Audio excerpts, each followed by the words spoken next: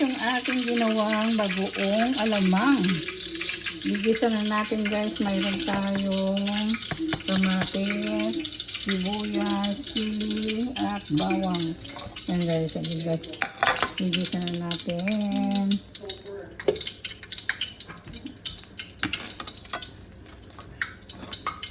Gigisa na natin sa maraming bawang. Ay, sarap. Wala nga lang tayong taba ng baboy pero okay lang basta.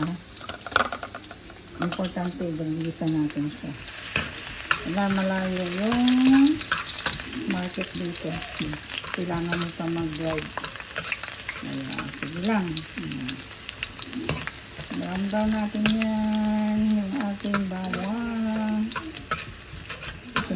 Sunod natin yung kamatis. Kasi medyo matalagdat ang isa dito sa sibuyas at sili.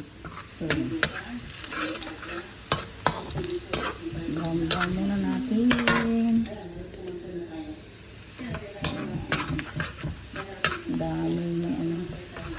Daming mantika. Tapos siyempre lagyan natin ng vinegar. Importante para tumagal siya.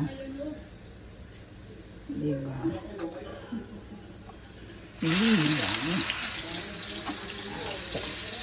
Ang daming kamatis kasi marami tayong kamatis. Kaya kailangan natin maraming kamatis.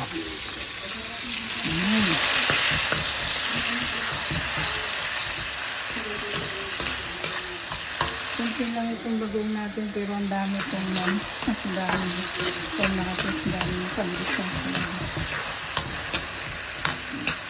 Ituin muna natin yung kamatis bago natin lagayan. Hindi tayo sa guys. Okay.